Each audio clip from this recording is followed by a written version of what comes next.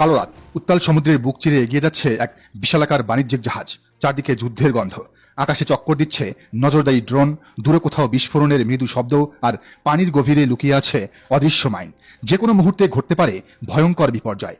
পৃথিবীর সবচেয়ে বিপজ্জনক জলপথগুলোর একটিতে টানা ১১৫ দিন আটকে থাকার পর যখন বাংলাদেশের পতাকা বহনকারী একটি জাহাজ অবশেষে বুক চিতিয়ে সামনে এগিয়ে যায়, তখন সেটি আর শুধু একটি জাহাজের যাত্রা থাকে না, সেটি হয়ে ওঠে আন্তর্জাতিক কূটনীতি, স্নায়ুযুদ্ধ, আঞ্চলিক ক্ষমতার হিসাব নিকাশ এবং পর্দার আড়ালের এক রুদ্ধশ্বাস ভূরাজনৈতিক থ্রিলারের চূড়ান্ত দৃশ্য।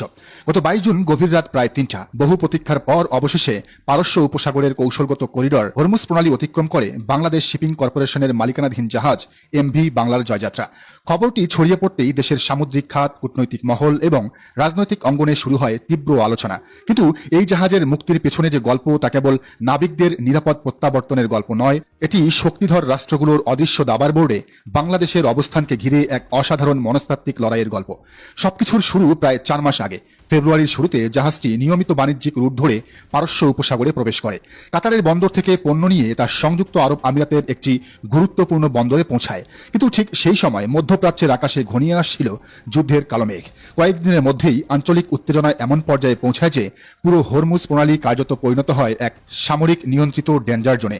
মনে রাখতে হবে, হরমুজ প্রণালী শুধু একটি সামুদ্রিক পথ নয়, পৃথিবীর জ্বালানি বাণিজ্যের প্রায় এক বিশাল অংশ প্রতিদিন এই সরু জলপথ দিয়ে যাতায়াত করে। বিশ্লেষকরা বলেন, এটি পৃথিবীর অর্থনীতির গলার ধমনী। যদি সুয়েজ খাল হয় বৈশ্বিক বাণিজ্যের ধমনী, তবে হরমুজ হচ্ছে শক্তির কেন্দ্রবিন্দু। আর সেই জায়গাতেই আটকে গেল বাংলাদেশের একটি জাহাজ।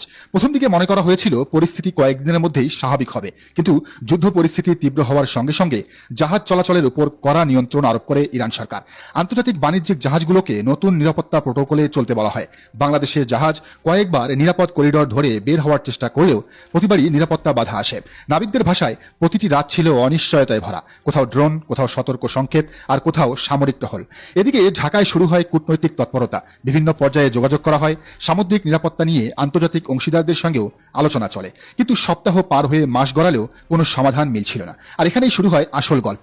মধ্যপ্রাচ্যের রাজনীতি পৃথিবীর সবচেয়ে জটিল ভূরাজনৈতিক গোলকধাঁধা। এখানে প্রতিটি বিবৃতি, প্রতিটি কূটনৈতিক অবস্থান, এমনকি একটি ছোট্ট মন্তব্য কখনো কখনো কৌশলগত সংকেত হিসেবে ধরা হয়। আন্তর্জাতিক সম্পর্ক বিশ্লেষকদের মতে, যুদ্ধ চলাকালে দক্ষিণ এশিয়ার কয়েকটি দেশের অবস্থান নিয়ে অঞ্চলটির শক্তিশালী খেলোয়াড়রা গভীরভাবে পর্যবেক্ষণ করছিল। কূটনৈতিক সূত্রে তখন আলোচনা শুরু হয় বাংলাদেশের কিছু অবস্থান এবং কিছু আন্তর্জাতিক বার্তা হয়তো মধ্যপ্রাচ্যের একটি প্রভাবশালী শক্তিকে সন্তুষ্ট করতে পারেনি। যদিও সরকারিভাবে কেউ কিছু স্বীকার করেনি, তবে আন্তর্জাতিক গণমাধ্যমের আলোচনায় বিষয়টি ঘুরপাক খেতে থাকে। প্রশ্ন ওঠে, জাহাজটি কি শুধুই নিরাপত্তাজনিত কারণে আটকে ছিল, নাকি এর ভেতরে ছিল বড় ধরনের কূটনৈতিক বার্তা? রাজনীতিতে অনেক সময় সরাসরি যুদ্ধের চেয়ে মনস্তাত্ত্বিক চাপ বেশি কার্যকর হয়, ইতিহাস তাই বলে। ১৯৬২ সালের কিউবাইন মিসাইল সংকটে যুক্তরাষ্ট্র ও সোভিয়েত ইউনিয়ন একে অপরের দিকে সরাসরি গুলি ছোড়েনি, কিন্তু পৃথিবী পরমাণু যুদ্ধের দ্বারপ্রান্তে পৌঁছে গিয়েছিল। কারণ কখনো কখনো যুদ্ধ শুধু বন্দুক দিয়ে হয় না, হয় বার্তা দিয়ে। বাংলাদেশের ক্ষেত্রেও যেন তৈরি হচ্ছিল তেমন এক অদৃশ্য চাপের পরিবেশ। জাহাজের ৩১ জন ক্রু নিরাপদ থাকলেও প্রতিটি দিন অর্থনৈতিক ক্ষতির হিসাব বাড়াচ্ছিল। সামুদ্রিক বিমা ব্যয়, সময়সূচি বিপর্যয়, আন্তর্জাতিক সরবরাহ চেইনের জটিলতা, সব মিলিয়ে এটি পরিণত হচ্ছিল জাতীয় অর্থনৈতিক উদ্বেগে। যখন প্রচলিত কূটনৈতিক চ্যানেলগুলো কাঙ্ক্ষিত ফল আনতে পারছিল না, তখন হঠাৎ করে দৃশ্যপট বদলাতে শুরু করে। ঢাকার রাজনৈতিক মহলে আলোচনা শুরু হয়, পর্দার আড়ালে বিকল্প যোগাযোগ চ্যানেল সক্রিয় করা হয়েছে। যখন সরকারি চ্যানেলের সমস্ত কূটনৈতিক চেষ্টা ব্যর্থতায় পর্যবসিত হচ্ছিল, ঠিক তখনই দাবার বোর্ডে এক নাটকীয় মোড় আসে। হঠাৎ করেই ঢাকায় নিযুক্ত ইরানি রাষ্ট্রদূতের সাথে এক রুদ্ধশ্বাস এবং হাই প্রোফাইল বৈঠকে বসেন বাংলাদেশ জামায়াতে ইসলামীর আমির এবং বিরোধী দলীয় নেতা ডাক্তার শফিকুর রহমান।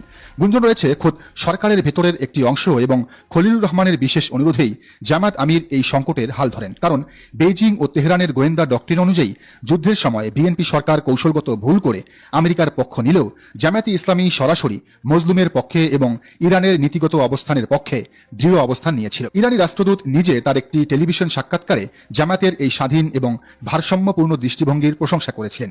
ইরানি রাষ্ট্রদূতের সাথে সেই রুদ্ধশ্বাস বৈঠকে জামায়াত আমির ডাক্তার শফিকুর রহমান দেশের বৃহত্তর অর্থনৈতিক এবং জাতীয় স্বার্থকে সর্বোচ্চ গুরুত্ব দিয়ে বাংলার জয়যাত্রা সহ অবরুদ্ধ সমস্ত বাংলাদেশি জাহাজ এবং নাবিকদের দ্রুত মুক্ত করার জন্য জোরালো দাবি জানান। জামায়াতের এই রাজনৈতিক এবং আদর্শিক ওকালতির পর তেহরানের সর্বোচ্চ মহল থেকে সবুজ সংকেত আসে। আর এই ঐতিহাসিক বৈঠকের মাত্র ৩ দিনের মাথায় ইরান আনুষ্ঠানিকভাবে ঘোষণা দেয় যে তারা বাংলাদেশের কোনো বাণিজ্যিক জাহাজ আর আটকাবে না। ইরানি বিপ্লবী গার্ড বাহিনী আইআরজিসির বিশেষ অনুমতি পাওয়ার পর জাহাজটি ওমানের বহির্নোঙর থেকে রওনা দিয়ে আজ সফলভাবে হরমুজ প্রণালী পার হয়ে সংযুক্ত আরব আমিরাতের ফুজাইরা বন্দরের দিকে এগিয়ে যাচ্ছে, যেখান থেকে জাহাজটি তার চূড়ান্ত গন্তব্য দক্ষিণ আফ্রিকায় রওনা হবে।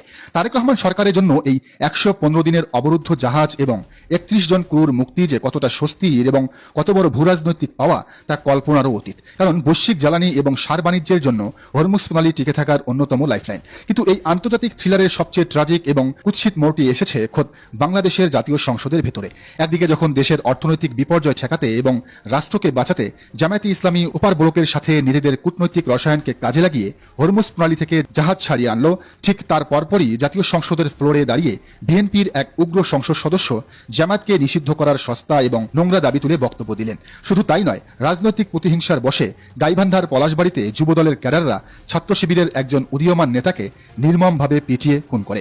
আর 24 পরবর্তী নতুন বাংলাদেশের সচেতন নাগরিক সমাজ গভীর ক্ষোভের সাথে এই দ্বিচারিতার বিচার চাইছে।